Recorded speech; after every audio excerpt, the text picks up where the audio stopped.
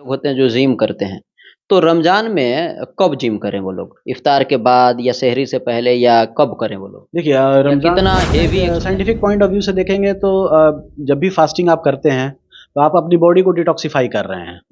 एक चीज़ तो ये हो गई।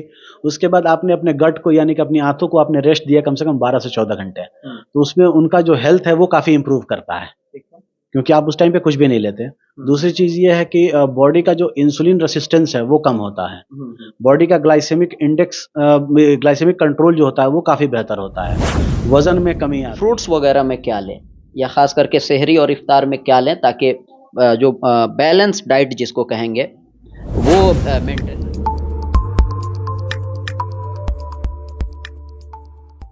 आप सबको पता है कल 2 मार्च है। 2 मार्च से रमज़ान स्टार्ट है, बहुत सारे लोग रोज़ा रखेंगे। रोज़ा में किन-किन बातों का आपको ख़्याल रखना है मेडिकल पॉइंट ऑफ व्यू से? इसके लिए अभी हम लोग बिंदुसार रोड में हैं, होली एक्सपेक्ट्रा हॉस्पिटल में हैं। डॉक्टर तौसीफ आज़ाद अभी हमारे साथ हैं। आप सबको पता है इमरजेंसी, क्रिटिकल सिचुएशन, मेडिकल यानी मेडिसिन से रिलेटेड जितने सारे पेशेंट हैं डॉक्टर साहब से इलाज करवाते हैं। सर स्वागत है हमारे चैनल पर। बहुत-बहुत धन्यवाद नदीम। अस्सलाम वालेकुम। सबसे पहले तो सभी दर्शकों को मेरी तरफ से रमज़ान की बहुत-बहुत मुबारकबाद। रमज़ान शुरू हो रहा है। अब इसमें बहुत सारी चीज़ें ऐसी हैं कि जिसका हमें ख़्याल रखना है। हमें क्या करना चाहिए, हमें क्या नहीं करना चाहिए। अब क्या करना चाहिए हमें ये है कि फास्टिंग ऑलमोस्ट 12 से 14 घंटे की हो जाती है। तो इसमें सबसे पहले अब लोगों को खुद को हाइड्रेट रखना है। वाटर का इंटेक बहुत कम से कम 2 से 3 लीटर के करीब में हर रोज़ का होना ही चाहिए। ठीक? इसके साथ-साथ इसमें रमज़ान में मरीज़ों के लिए जो ख़ास करके एडवाइस रहता है, जैसे कि शुगर के मरीज़ हो गए, इन लोगों में ये है कि जो लोग इंसुलिन पे हैं, वो लोग ख़ास करके रोज़ा ना रखें। इससे दिक्कत ये है कि लोगों को कई बार हाइपोग्लाइसीमिया के एपिसोड होते हैं, यानी कि शुगर बहुत कम हो जाता है और वो एक तरीके से लकवे वाली स्थिति पैदा हो जाती है। ठीक?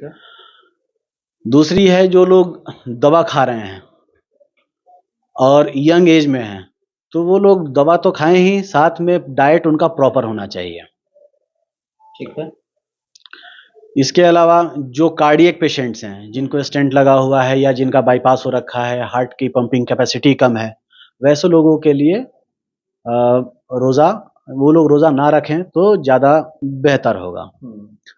खास करके किडनी के मरीज़ जिनकी डायलिसिस हो रही है या जिनको एंड स्टेज रीनल डिजीज़ है, उन लोगों के लिए भी रमज़ान के रोज़े के लिए मनाही रहेगी। ठीक। छोटे बच्चे लेस देन 5 इयर्स जो खुद को हाइड्रेट नहीं कर सकते, जो बर्दाश्त भी नहीं कर सकते भूख को, उनके लिए भी रोज़ा रखना ठीक नहीं है। अच्छा, रोज़ा रखना मेडिकल पॉइंट ऑफ व्यू से, साइंस के पॉइंट ऑफ व्यू से कितना फ़ायदेमंद है? देखिए साइंटिफिक पॉइंट ऑफ व्यू से देखेंगे तो जब भी फास्टिंग आप करते हैं तो आप अपनी बॉडी को डिटॉक्सिफाई कर रहे हैं। एक चीज़ तो ये हो गई। उसके बाद आपने अपने गट को यानी कि अपनी आंतों को आपने रेस्ट दिया कम से कम 12 से 14 घंटे। तो उसमें उनका जो हेल्थ है वो काफ़ी इम्प्रूव करता है, क्योंकि आप उस टाइम पे कुछ भी नहीं लेते। दूसरी चीज़ ये है कि बॉडी का जो इंसुलिन रेसिस्टेंस है वो कम होता है। बॉडी का ग्लाइसेमिक इंडेक्स ग्लाइसेमिक कंट्रोल जो होता है वो काफ़ी बेहतर होता है। वज़न में कमी आती है। ठीक है। इसके अलावा अगर कोई बहुत ऐसे लोग होते हैं जो जिम करते हैं, तो रमज़ान में कब जिम करें वो लोग? इफ्तार के बाद या सहरी से पहले या कब करें वो लोग? देखिए रमज़ान कितना हेवी एक्सरसाइज करना बेहतर है कि नहीं? देखिए बहुत हेवी एक्सरसाइज तो एडवाइजेबल नहीं होगा, क्योंकि ऑलमोस्ट समझ लीजिए कि 6 से 7 के बीच में लोग अपना इफ्तार करते हैं और इफ्तार करने के बाद कम से कम आंतों को 1 से 2 घंटे का समय तो चाहिए ही चाहिए ताकि वो मील को डाइजेस्ट कर सके। जब तक मील प्रॉपरली डाइजेस्ट नहीं होगा तब तक एक्सरसाइज एडवाइजेबल नहीं है। एक और चीज़, फ्रूट्स वगैरह में क्या लें? या ख़ास करके सहरी और इफ्तार में क्या लें ताकि जो बैलेंस डाइट जिसको कहेंगे वो मेंटेन रहे? देखिए इसमें तो सबसे पहले तो हाई प्रोटीन डाइट के लिए मैं एडवाइस करूँगा। वो लोग खास करके जो जैसे कि जिनको यूरिक एसिड की दिक्कत नहीं है वो प्रोटीन का डाइट तो ले ही सकते हैं।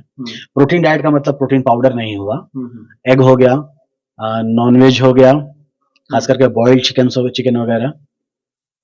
दूसरी चीज ये है कि खुद को हाइड्रेट रखना है, 2 से 3 लीटर का पानी पीना है।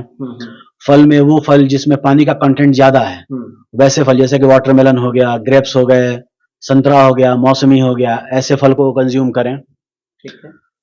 जो सहरी का वक्त है, सहरी के वक्त में कम से कम पानी ऑलमोस्ट बेहतर तरीके से खुद को हाइड्रेट करें।